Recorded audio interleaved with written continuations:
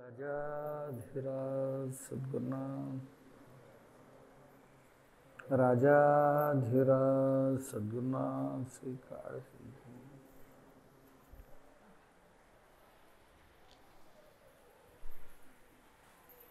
अज्ञानतिमिरान्धस्य ज्ञानाञ्जनशलाकया चक्षुरुन्मीलितं येन तस्मै श्रीगुरवे नमः।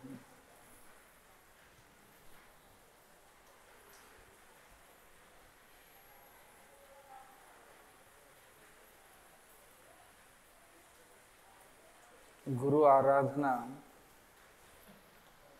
उत्सवानिमित्ताने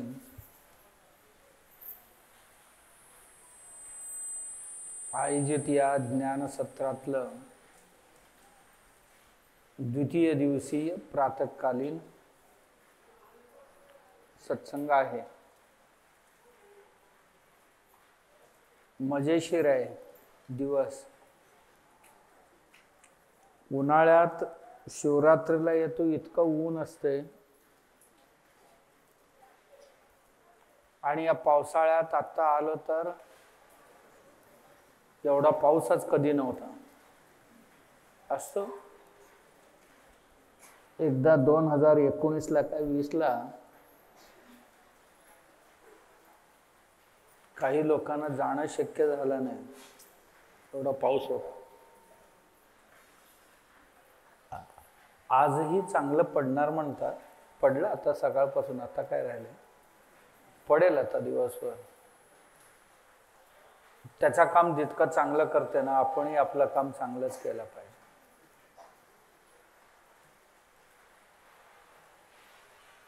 पाऊस पडण्याकरता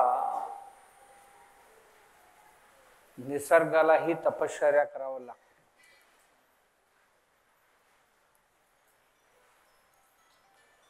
किती लोक काम करतात त्याच्यासाठी। सूर्यदेव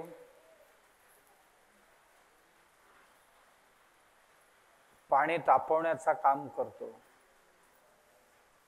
समुद्र सहन करण्याचा काम करतोय,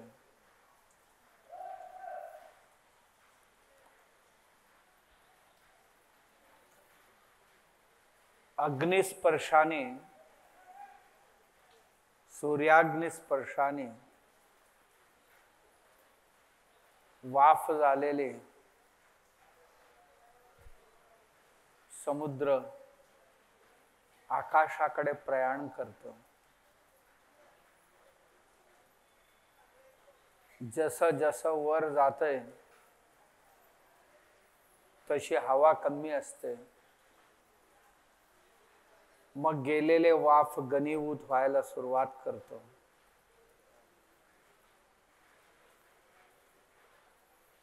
त्याला जाग्यावर राहू न देता याच समुद्रातनं उत्पन्न झालेले वारे त्या ढगांना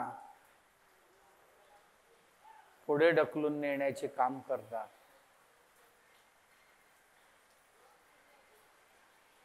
आणि पुढे जाता जाता जाता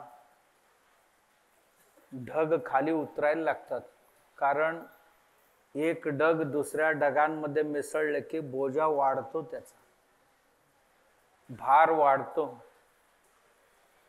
भार वाढले की भूमीजवळ यावं असं वाटते। निसर्गाचा नियम आहे, झाडावर फळांचा भार वाढले फांदीला ते भूमीजवळ जावं असं वाटतंय, त्याला वागते।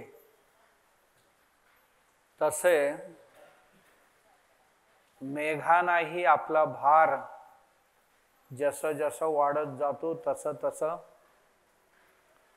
भूमिवंदना करण्यासाठी खाली येतात।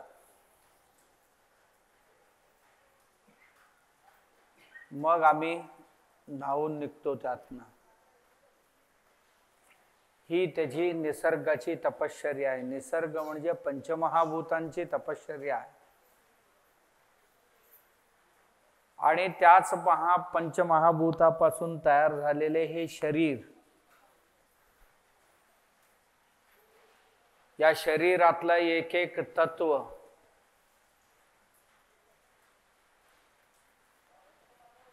ज्या परमात्म्यापासून देह आणि देहातील देहात्मा हे दोघेही पितृ परमात्म्याच्या दर्शनासाठी आसुसलेले असतात. त्यांचा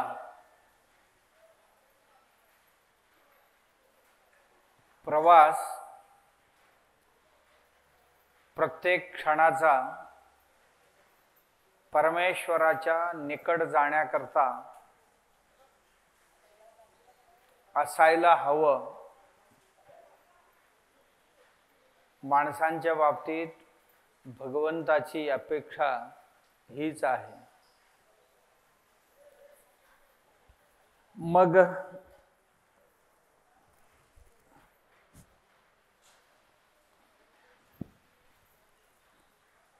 शुक्ल शोणित संबंध झाल्यानंतर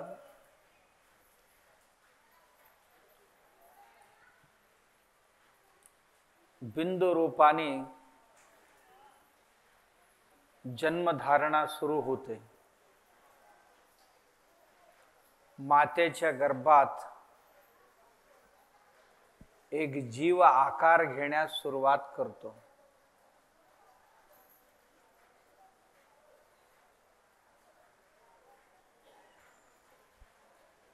घेता घेता घेता घेता 9 महिने कधी निघून जातात त्या मातेलाही कळत नाही, घरच्यांनाही कळत नाही. 9 महिने 9 दिवस झाले की बाळ बाहेर येतं. बाळ जोपर्यंत हातात आहे, काडसिद्धेश्वरांचं वचन आहे त्याच्यावर, बाळ हातात आहे तोपर्यंत त्याला शिशु म्हणतात. होय ना, शिशु म्हणतात. हातात आहे तोपर्यंत.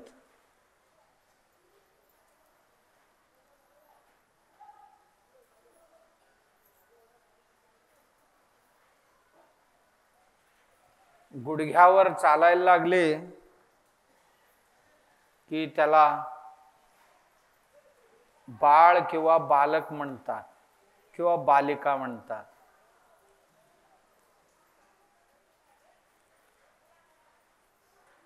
पायावर चालायला लागले की पोर म्हणतात.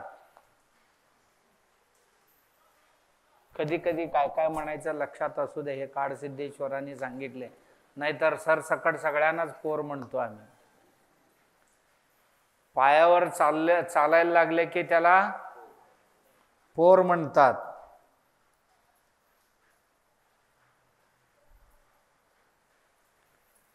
घरात घराबाहेर जरासा धावपळ करायला लागले की त्याला अरे तुरे सुरू होते.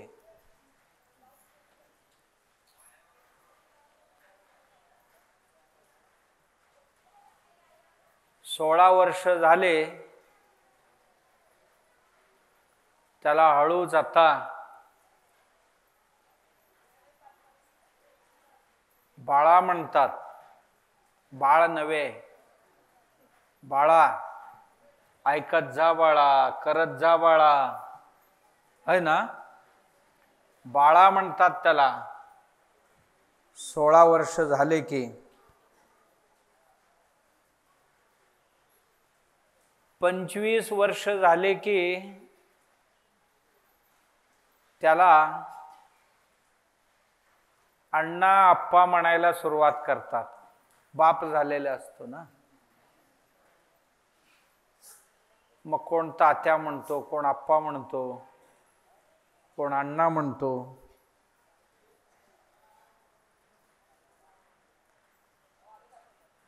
तीस ते 50 वर्षापर्यंत त्याला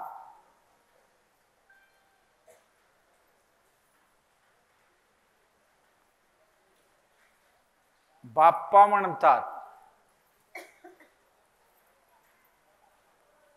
30 ते 50 पर्यंत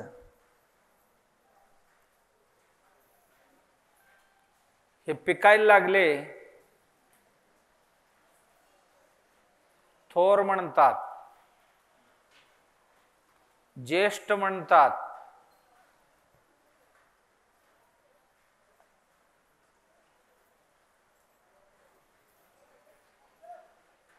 हे तोंडातले निघून गेले की म्हाताऱ्या म्हणतात, म्हातारा म्हातारा म्हणतात. दात निघून गेले की, कारण तारास निघून गेले ना, आता तो म्हातारा होतो.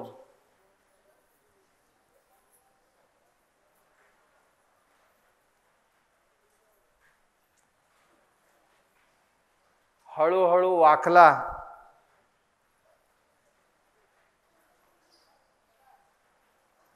डोळे आत गेले,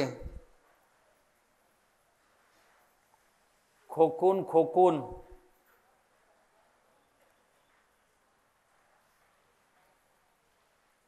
कोपरा धरला. म्हातारडा म्हणतात, आता म्हातारा म्हणत नाही. खोकून खोकून थुकून थुकून थकला की त्याला म्हातारडा म्हणतात.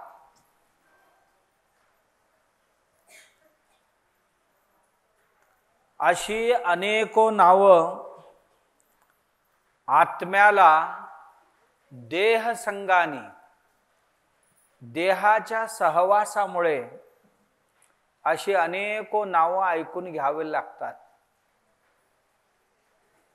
बाळ, शिशु, पोर, बालक, त्यानंतर बाळा, आणि त्यानंतर आप्पा अण्णा, म्हणजे वडील झालेले असतो तेव्हा, आणि त्यानंतर बाप्पा होतो, आणि त्यानंतर म्हातारा, म्हातारा झाल्यानंतर म्हातारडा. हा उपाधी कसं बदलत जातात बघा त्याचे. आणि हे कशामुळे? आत्मा त्याचा काहीही नसताना ह्याचा जो संगत केला ना, हे का ऐकून घ्यावं लागलं त्याला? या शरीराच्या देहाला बोला, काही हरकत नाही, देह आहे ते आहेच, आहे ते बोलले तर काही दुःख होण्याचं कारण नाही, नाही ते बोलला तर मला सहन होणार नाही बघा, असं म्हणतो की नाही माणूस. आहे ते बोललं तर कोणालाही राग येण्याचं काही कारण नाही. शरीराची ही अवस्था आहे, त्या अवस्थेला ती नावं आहेत. तुम्ही त्यांना बोलला तर, त्याला बोलला तर काही हरकत नाही शरीराला. परंतु ज्याचा काहीही संबंध नाही या नावांशी, त्यांना तुम्ही जर म्हातारडा म्हटलात, त्यांना तुम्ही आप्पा अम्मा म्हटलात, तर कसं ऐकून घेईल ते? कारण त्याचा काही संबंध नाही आत्म्याचा. का? आत्मा न जन्माला आला, न भ्रूण बनला, न शिशु बनला, न बाळ बनला, न पोर बनला, काही नाही आत्म्याचा. जे बनला तो देह, परंतु देहाचा सहवास म्हणजे याच्या समवेत वास्तव्य केल्यामुळे, सहवास म्हणजे शरीराबरोबर केलेले वास्तव्यामुळे त्याला हे सगळी उपाधी ऐकून घ्यावं लागलं. उपाधीचा व्याप त्याला उपाद्व्याप म्हणतात. ह्याला उपाधी व्याप. उपाधी म्हणजे स्वरूपे अप्रविष्टत्वे सती इतर पदार्थ व्यावर्तकत्वम उपाधित्वम, असं एक लक्षण आहे उपाधी शब्दाला. स्वरूपे अप्रविष्टत्वे सती,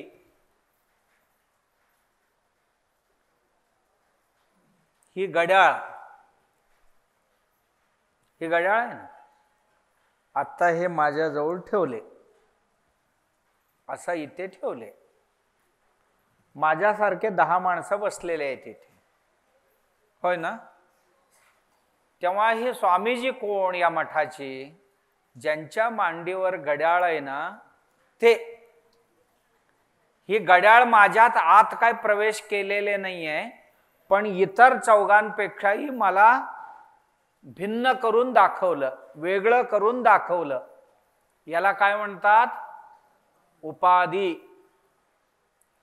स्वरूपामध्ये प्रवेश न करता समवेत असणाऱ्या चौघांपासून किंवा 10 पासून 20 पासून 2 पासून इतर पदार्थ व्यावर्तकत्वम, इतर पदार्थांपासून वेगळं करून दाखवतो, त्याला काय म्हणतात?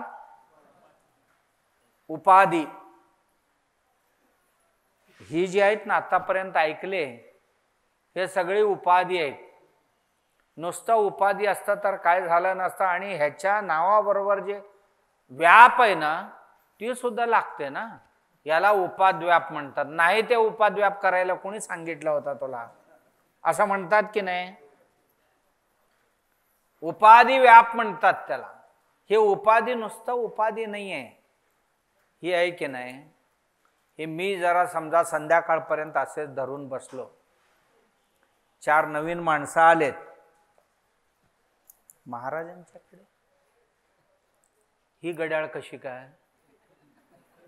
घड्याळ बायकांचे सुरू होईल की नाही होईल? जाता जाता चर्चा करतील की नाही करतील? महाराजांनी ही धंदा कधीपासून सुरू केली? महाराजांचा आणि या घड्याळाचा काय संबंध? म्हणजे काहीतरी लढतरी आहे. ज्या अर्थी महाराजांकडे ही घड्याळ आहे म्हणजे त्या अर्थी काहीतरी भानगडी, यालाच उपाधी व्याप म्हणतात. ही घड्याळ माझ्यात न जाता मला इतका व्याप करून टाकलं, ताप करून टाकलं, याला म्हणतात. तसं संसारात प्रत्येकाला जे जे उपाधी लागलेत ना, त्या उपाधी त्याला गप्प राहू देत नाही. राहू देतील का? कोणाला आजाचा उपाधी लागले, कोणाला आजीची उपाधी लागले, कोणाला काकाची लागले, कोणाला मामाची लागली, मामाची लागली. भाच्यांचं लग्न आल्यावर कळतंय त्याला काय असतंय ते मामा, बरोबर? उपाधी व्याप काय कमी असतो का? ही सगळे संसार उपाधीवर उभी आहे, चालले हे सगळे उपाधीवरच, खरं काही नाही त्यात. फक्त आपल्याला वेगळं करते हे. तसं शरीर आहे ना, ह्याच्या जवळ येऊन बसला आत्मा, किंवा आत्म्याजवळ हे शरीर असल्या कारणाने या शरीराची जेवढी काही कार्य आहेत, या उपाधीची जेवढी कार्य आहेत, या कार्यांचा आरोप शेजारी बसणाऱ्यांवर होतो. जो शेजारी बसलाय ना त्याच्यावर आरोप होतो. ताडीचं झाड होतं. झाड कशाचं? ताडीचं. मग ताडीच्या झाडाखाली एक माणूस बसला होता, एक लोटा घेऊन. तो म्हटला मी दूध पितोय. कोण मान्य करतील? बसलाय कुठे? ताडीच्या झाडाजवळ. आणि म्हणतोय काय? दूध कशाला येईल तिथे? ताडी माई जी आहे तिचीच येणार रस तिथे, बरोबर? म्हणजे ताडीच्या झाडाजवळ बसून मी काहीतरी करतो म्हणण्याला अर्थ नाही. ताडी जी करते तीच खरी असते. त्यामुळे आम्ही काहीही केलं तरी त्या ताडीची जे काय गुणधर्म आहेत, त्याच्यावर जे काय असेल त्याचा कर्म, त्या कर्माची तिच्या जवळ बसणाऱ्यांना त्याचा आरोप आल्याशिवाय राहत नाही. संसारात जीवाचा तसा कशाचाही काही संबंध नाही, परंतु कधी शरीर उपाधीमुळे, कधी मनाच्या उपाधीमुळे, कधी बुद्धीच्या उपाधीमुळे आणि या शरीरा संबंधातले अनेको जे संबंध आहेत वेगवेगळ्या प्रकारचे, ह्या सगळे जे उपाधी आहे ते आत्म्यावर आरोपित होतात, कारण नसताना आरोपित होतात. माती माती माती कुंभाराचा सहवास केली. मातीने कुंभार काय गप्प बसतोय? हळूच त्याला पुढे एक सोंड तयार केला, 2 मोठे कान तयार केला. चल तुला सुंदर बनवतो म्हटला. माती म्हटली काय बनवतो? बनव बाबा. बनवता बनवता कुंभाराने मातीला बनवला गणपती. आणि इथे राहणार काय जाणार म्हटला त्याला. कुठे जाऊ? पाठवतो थांब म्हणाला. आला एक गिराक. जातोच का याच्या बरोबर म्हटला. माती म्हटली मला काय इथे बसलो का आणि तिथे बसलो काय? फुकट जातोय का? पैसे घेतला हा कुंभार. मातीचा स्वतःचा काहीही नाही. काय माती स्वतः विकला गेलाय का? नाही आहे. त्याचा काही संबंध नाही बाबा. माती माती झाला. हा मजा करायला गेला, झाला गणपती. आणि आता म्हणतो जा त्याच्या घरी. पैसे देऊन नेला. 5 दिवस त्याची पूजा अर्चा छानपैकी चालले. सकाळी उठले की आरती, दुपारी आरती, रात्री आरती. काय मला मस्त केला. काय का होईना म्हणाला. 100 रुपये तो घेईना पण माझी व्यवस्था चांगली केली म्हटला. कोण? गणपती. 5 दिवसांनी जेव्हा वाजत गाजत निघाला कुणीकडे? जिथे आला होता तिथे. हे काय म्हटलं? हे काय म्हणजे क्रमप्राप्तच आहे ते. अंतिम प्रवास तिथे आहे. कुठे जाणार? माती मातीलाच मिळायला जाणार. आणि समजा नेऊन त्या पाण्यामध्ये त्याचा विसर्जन केला. काय झालं? आता मातीचं माती झाला. उपाधी गेली. उपाधी गेली आणि होती ती राहिली. याच्यातही आत्मा नावाचा एक माती आहे आणि मातीवर ही तयार झाली कुंभाराच्या सहवासाने. कुंभार कोण?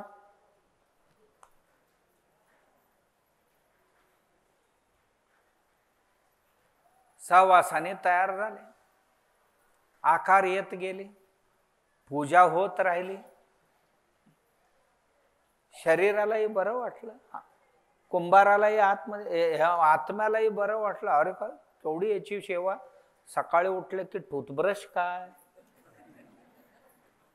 पेस्ट काय, काय तेल लावतात ह्याला आणि काय कपडे नेसवतात ह्याला.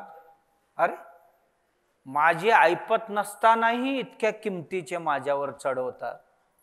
आणि पायात चप्पल काय लाख लाख रुपयाची, हातात घड्याळ काय, गळ्यात सोनं काय, काय सजवलं म्हणता. बरं वाटलं याला, बरं वाटलं. बरं वाटता वाटता वाटता अवस्था कुठपर्यंत गेला. आता आप्पा काय झाला?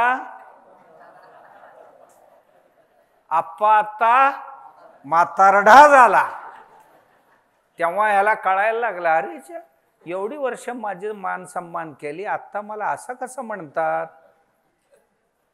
म्हणता म्हणता म्हणता म्हणता आप्पा एके दिवशी गेला. गेला गेला म्हणजे कुठे गेला? जिथून आला होता आणि तिथे गेला. याच्याबरोबर मजा घेणारा होता ना, त्याचा जरा अवघड झाला. अरे यांच्याबरोबर किती मजा केली मी, आता हा गेला मला सोडून. त्याचा ह्याच्याशी काही संबंध नाही, परंतु ह्याच्या समवेत राहताना ह्याच्या बऱ्याचशा ज्या काही गुणावगुण आहेत, कर्माकर्म आहेत, यांची त्याच्यावर आरोप झाले. गणपतीचा आरोप झाला मातीवर. मातीचा आणि गणपतीचा दुरान्वयानेही काही संबंध नाही. फक्त त्या मातीच होती परंतु मातीवर गणपती आरोपित झाला आणि आरोपित झाला तसा एके दिवशी आरोप कधीही सिद्ध होत नाही. आरोप कधी सिद्ध होत नाही. दोघे जण आले, एक म्हणाला गणपती, दुसरा म्हणाला हे माती येते. दोघांची भांडणं कडाक्याचा. गणपतीवाला मागे हटायलाच तयार नव्हता. काय सांगतोयस काय म्हणाला, माती असतं तर फुकट मिळतंय, हे तरी 1000 रुपयाला आणले म्हटला, गणपती आहे. बिलकुल खोटा. जी आहे इथे हात लावला तर गणपती, इथे हात लावला माती, इथे हात लावला माती, इथे हात लावला माती, इथे हात लावला माती, इथे हात लावला माती. मग गणपती कुठे यात? भांडण काय थांबे ना. एक महापुरुष आले सज्जन, म्हणाले का भांडताय? तो म्हणतोय मी गणपती म्हणतोय आणि हा माती म्हणतोय. तुला माती पाहिजे ना? हा मातीच आहे. गणपतीवाल्याला म्हटलं हे बघ तुझा गणपती तू काढून घे त्यातनं. कशात ना?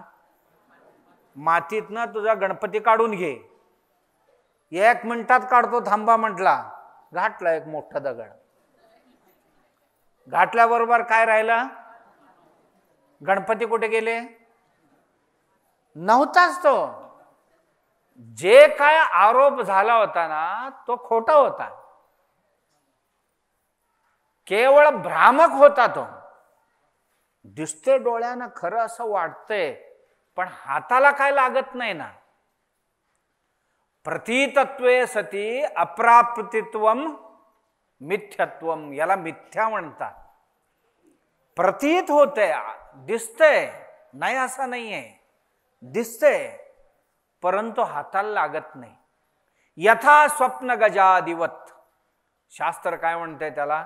स्वप्नात हत्ती वित्ती प्राणी राजवाडा सगळे दिसतंय, पण उठल्याबरोबर काहीही नाही, काहीही नाही.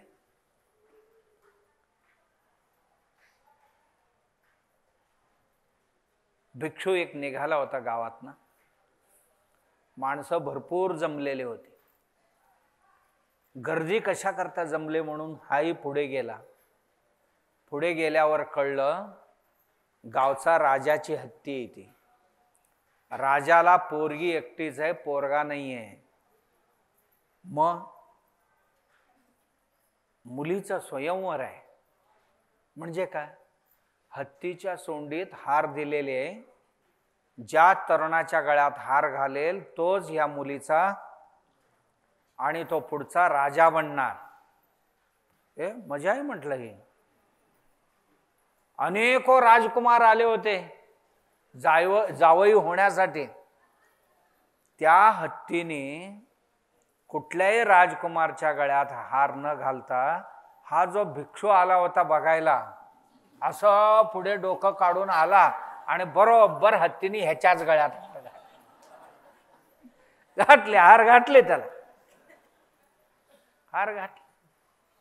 झाला राजा. लोक म्हणाले आता नाही मी घरबार सोडून आलो. असं काय बोलायचं नाही, ही राजाची आज्ञा आहे, गप्प राहायचं. आणि गप्प राहायचं म्हणजे मी सोडून आलोय आता धरायचं. सोडून आलाय तर आता धरायचा पुन्हा. बनवले त्याला राजा. राजा बनवलं, राजा बनवले, राजकुमार झाला, लग्न झालं, नवरा बायकोंचा संसार सुरू झाला, पोरगा झाला.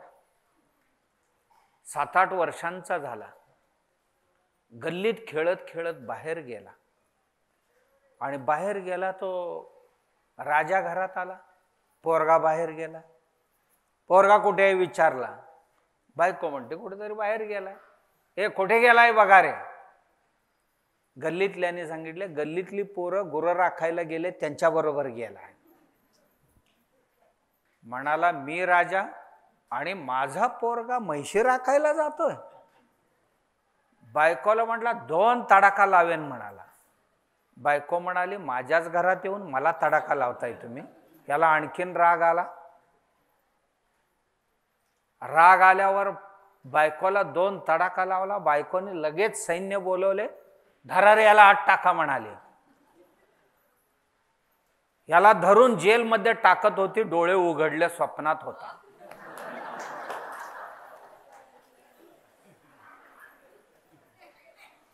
काय झालं? म्हणाला काय काय झालं हे आतापर्यंत झालं. काय काय झालं म्हणाला. भिकाऱ्याची कथा आहे. स्वप्न आहे भिकाऱ्याचा, स्वप्न आहे. जसा भिकाऱ्याचा स्वप्न आहे तसा ही आमची उपाधीची कथा आहे.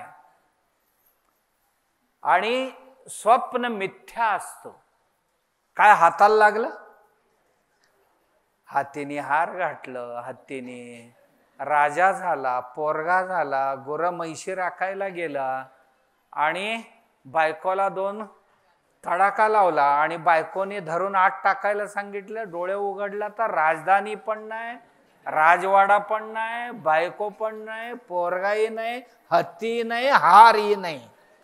कोण आहे? फक्त भिकारी आहे. म्हणजे प्रतितत्वे सती अप्राप्तित्वम मिथ्यत्वम. केवळ प्रतीती मात्र आहे. काय खोटं आहे का? दिसलेले काय खोटं आहे का? दिसलं बाबा, होता, दिसायला होता, पण हाताला काय लागत नाही ना. हाताला लागत नाही याला खोटं म्हणतात, याला मिथ्या म्हणतात. या संसारात सुद्धा आपण बघा, काय हाताला लागतंय? जाताना काय लागतंय का हाताला? नाही, काही लागत नाही हाताला. हात असले तर लागेल ना. हात असेल तर लागेल. हातच राहत नाही तर हाताला काय लागतंय? खऱ्या अर्थाने विचार केला तर या संसार हे एक दीर्घ स्वप्न आहे. स्वप्न हे फार छोट्याशा अवधीसाठी असते. आम्ही आत्ता जे करतोय ना, आता तुम्ही प्रवचन ऐकल्यासारखं करताय, मी प्रवचन केल्यासारखं करतोय आणि भजन झाल्यासारखं होईल, आरती झाल्यासारखं होईल, नंतर प्रसाद पण होईल, प्रसाद झाल्यावर तासभर आराम पण होईल आणि पुन्हा संध्याकाळचा प्रवचन होईल, पुन्हा घरी गेल्यासारखं होईल आणि घरात जाऊन काय 5-50 वर्ष संसार केल्यासारखं होईल. नंतर एकदा डोळे उघडल्यावर काहीही नाही. हाताला काय लागतं यार? काही लागत नाही. काय लागतंय काय? ना नातं कुठलं लागत हाताला, ना पैसा कुठल्या हाताला लागत, ना डिग्री कुठल्याही हाताला लागत नाही. कुठल्या डिग्री कोणाबरोबर गेली आजपर्यंत? नाही. ना मान सन्मान कुठलंही काय यश कीर्ती काय कोणाबरोबर गेलेले? काही नाही, सगळे इथेच राहील.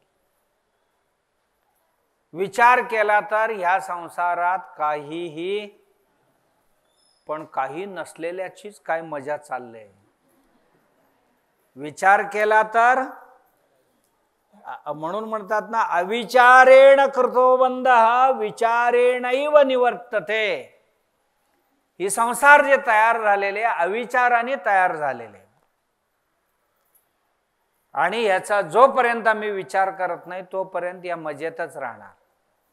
काहीही नाही तरी सुद्धा मजा चाललेली आहे लोकांची. कोण काका झालाय, कोण मामा झालाय, कोण भाऊ झालाय, कोण बाबा झालाय, कोण आई झाली, कोणी आत्या झाल्या, कोण सुना झाल्या आणि छळ चालूच आहे. पण विचार केले तर काहीही नाही. आणि बघितलं तर वाटतंय की हे सगळे तमाशा चालले, काय मजा चालले. जाणकाराला हे बघून हसू येतं. जसं लहान बाळ असतात, मुलं असतात, लहान असताना ती सुद्धा जसं मोठी माणसं करतात ना तसं तेही खेळ करतात. तू नवरा हो, मी बायको होते. 3 दगड ठेवायचं, एक चूल मांडायचं, त्याच्यावर आणखीन एक कुठलं तरी ठेवायचं, याला तवा म्हणायचं, आणि माती कालवायचं, बडवायचं, एक भाकरी त्याच्यावर टाकायचं आणि तू जेवायला बस म्हणायचं.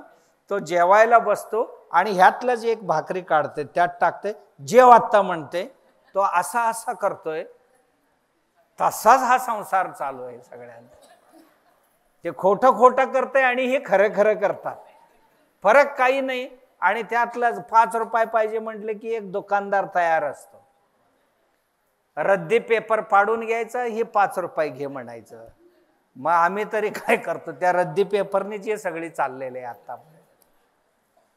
विचार केला तर काय त्या नोटात काय नाही, रिझर्व्ह बँकेच्या गव्हर्नरची सही आहे, त्यामुळे त्याला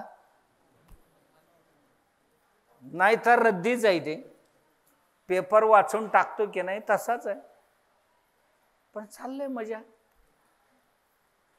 ज्ञानियांच्या दृष्टीने हे सर्व ही लहान पोरांची जे खेळ चाललेले तशीच खेळ आहे संसार. यात यथार्थता काही नाही आहे. काही नसताना सुद्धा एवढं करायला लावते, हे केवढं आश्चर्य. किती केशी कोर्टात गेले, काही नाही. किती लोकांची मान सन्मान स्टेजवर होतोय, काहीच नाही. सगळे केल्यासारखं झाल्यासारखं सारखं सारखं सारखं वाटते. आणि सारखा सारखा असं होताना एके दिवशी सरकते. का? हे परिवर्तनीय आहे आणि कुठलीही अवस्था शाश्वत नाही आहे. जी अवस्था आज आहे, उद्या ही अवस्था सरकलेली असते आणि दुसरी अवस्था प्राप्त झालेली असते. आज आरोग्य अवस्था आहे आणि पाऊस आणि थंडी ज्यादा सुटले की सकाळी अनारोग्य अवस्था प्राप्त झालेली आहे. अनारोग्याची अवस्था कधी घरात ठेवते आणि कधी दवाखान्यात नेते, सरकते, काहीही राहत नाही. याला सरकते म्हणून ह्याला संसार. संसरती इति संसार. जी सरकत राहते सरकत राहते सरकत राहते याला संसार म्हणतात. सकाळी जेवलो, नाश्ता केली, आता दुपारी जेवणार, संध्याकाळी जेवणार, का इथेच राहते? नाही, सकाळी सरकते. दिवसभर पाणी प्यायला काय पोटातच राहणार आहे? नाही, सकाळी सरकते. सरकलेले काय तिथेच राहते? नाही, ते सरकते, ते परत शेतात जाते. शेतात जाते, त्याची खत बनते. खत बनते, ते पुन्हा मातीत मिसळते. मातीत सरकते तर मातीत पुन्हा ते अन्न बनते. धान्यात सरकते आणि धान्य पिकात सरकते. पीक आता पुन्हा दाण्यात सरकते आणि दाणं पुन्हा घरात सरकतात आणि घरातनं गिरणीत आणि गिरणीतनं पुन्हा हे सरकतच राहणार. यालाच म्हणतात संसार. यालाच म्हणतात उपाधी. उपाधी व्याप, उपाद्व्याप यालाच म्हणतात. माणसाचा हे करमणूक बनायला पाहिजे, परंतु माणसाला हे या उपाधीने गंभीर बनवलेले आहे. हे उपाधी आम्हाला खरं म्हणजे करमणूक वाटली पाहिजे, दुःख देणार नाही. का? विचार करून पाहिलं तर हे सर्व ही मनोरंजनच आहे. मनोरंजनाशिवाय दुसरा काहीही नाही संसारात. संसार हे मनाला रंजन करते, याच्या पलीकडे काही नाही. कारण ह्यात तथ्य काही नाही ना, हाताला काही लागतच नाही, मनोरंजन आहे. वाटते असं. तुम्ही घराचे मालक बनवले, आम्हाला मठाचे मालक बनवलेले. मठ म्हणते तुझ्यासारखे बरीच येऊन गेले तिथे, तू काय पहिला आलायस इथे? आतापर्यंत आम्ही 64 बघितले. घर सुद्धा तुम्हाला म्हणतात बरीच आलेत आणि बरीच गेले. भांडण चालू होतं. राजा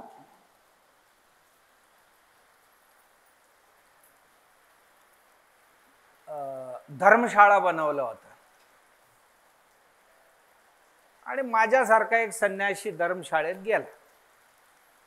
2 दिवस झाले, 3 दिवस झाले. मग धर्मशाळा चालवणारा होता ना, तो म्हणाला महाराज आता 3 दिवस झाले, आमच्या धर्मशाळेत 3च दिवस परवानगी असते, 4थ्या दिवशी जागा खाली करायला पाहिजे. महाराज म्हटले का?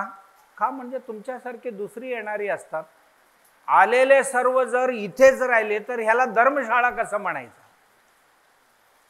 धर्मशाळा ही धर्म तेवढ्या 2-3 दिवसासाठी अडचणी काढण्यासाठी, शाश्वत राहण्याकरता ही नाहीये, निघावं लागेल तुम्हाला. महाराज म्हटले मी काय जाणार नाही बाबा. जाणार नाही म्हटल्यानंतर तो जाऊन राजाला बोलवून आणला. बाजूलाच राजवाडा, राजवाडा समोरच धर्मशाळा. राजाला बोलवून आणला. राजा म्हणाले महाराज काय म्हणणं आहे तुमचं? माझं काही म्हणणं नाही, मला नाही जायचं, इथेच राहायचंय म्हणा. नाही नाही, ही धर्मशाळा आहे, इथे 3च दिवस राहता येईल. 1.5, 2, 3 म्हणजे शेवट. का? दुसरी माणसं येणार आहे तिथे. अरे ही धर्मशाळा आहे, मग तुमचं काय आहे ते बाजूचं? माझं घर आहे म्हणाला, मला कायम राहता येते इथे. म्हणजे इथे कायम राहिलाय तुम्ही? तुमच्या आधी कोण होते इथे? माझे वडील होते. त्यांच्या आधी कोण होते? त्यांच्या वडील होते. त्यांच्या आधी त्यांच्या वडील होते. मग तेही धर्मशाळा आहे, हेही धर्मशाळा आहे. ती कशी कायम आहे? कारण तेही बदलतच आलेत ना. हेही धर्मशाळा आहे. राजा म्हटला महाराज दोघेही जाऊया म्हणाला. आता आमचाही धर्मशाळा खाली करतो, तुमचीही धर्मशाळा खाली करा. साधू म्हणाला खाली करणं राहणं हा महत्व नाहीये, महत्वाचा नाहीये. ही भाव मनात यायला पाहिजे, ही धर्मशाळा आहे. कोणीही इथे शाश्वत राहण्याकरता आम्ही आलो नाही आहोत. इथनं कधी ना कधी प्रस्थान करण्यासाठी आलो. कायम राहण्याकरता आलो म्हटले की मग आता प्रॉपर्टी कार्ड आले, 7/12 आली. 7/12 आली की सगळे महसूल खातं झालं. त्यात महसूल खाते आले की मग खात्या संबंधातले सगळे अधिकारी आले आणि मग वांदा तंटा सगळे त्याच्याबरोबर. हा समजलं तर एक धर्मशाळा आहे, हे कोणाच्याही मालकीची नाही आहे. मठ ही कोणाची मालकीची नाही, घर ही कोणाची मालकीची नाही. इथेही आलेला हा यात्रीच आहे, तिथेही आलेला माणूस हा यात्रीच आहे. यात्रीला शाश्वत कुठे राहायचं नसतं. आहे कर्मात लिहिले, नशिबात आहे तेवढी दिवस राहील आणि जागा खाली करून जाईल. त्याच्याकरता एवढं वांदा का? काय यार, जेवढे दिवस असेल तेवढे दिवस आला घेतला तर घेतला, निघा. समजलं तर सर्व सोपंही आहे, नाही समजलं तर या संसार इतकं बिकट आणि कठीण दुसरं कुठलीही नाही, कुठलीच नाही. काळसिद्धेश्वर म्हणतात श्रद्धा जर अढळ व्हायला पाहिजे असं वाटत असेल, शरीर आणि शरीरा संबंधातलं माझं जेवढं आहे ह्याच्यावरचं प्रेम, आसक्ती शिथिल होणं गरजेचे आहे. आणि जेवढी आसक्ती या प्रपंचात आहे यापेक्षाही अधिक आसक्ती जी वास्तविक आहे, जी कधीही ढगमगत नाही, नाश होत नाही, त्याच्यावर का नाही? काळसिद्धेश्वरांचं म्हणणं असं आहे, जो आत्मा आहे परमात्म्याचाच एक भाग आहे, त्याच्या समवेतच्या उपाधीवर तुमची एवढी निष्ठा श्रद्धा आहे, ज्याच्यामुळे हे सर्वही दुःख आहेत संसारातलं. आणि एवढीच आसक्ती, एवढी श्रद्धा जर त्या परमात्म्यावर असता, मुक्तच होऊन गेला असता. म्हणून विषयांवरची तुमची जी काय धारणा आहे, आसक्ती आहे, ही काढून आता आत्म्यावर ट्रान्सफर करा. एवढीच आसक्ती, एवढी श्रद्धा अनात्म्यावर जेवढा आहे तेवढी ते आत्म्यावर ठेवा, तर श्रद्धा होईल. श्रद्धा झाली तर ते माहेश्वर स्थलावर स्थिर होणार. माहेश्वर बनाल. वीर माहेश्वर म्हणतात. वीर माहेश्वर म्हणजे वैराग्य स्थिती. वैराग्य असं नाही की घरदार सोडून गेला तरच येतो असं. ही एक मानसिक अवस्था आहे, दैहिक अवस्था नाही आहे. एक मानसिक अवस्था आहे. आणि ती अवस्था म्हणजे भगवंतावरची आमची श्रद्धानिष्ठा अधिक व्हावं आणि विषयांवरचं कमी व्हावं, अशी कृपा सद्गुरु भगवंत आम्हा सर्वांवर करावं, असं गुरुचरणी प्रार्थना. राजाधिराज सद्गुरू.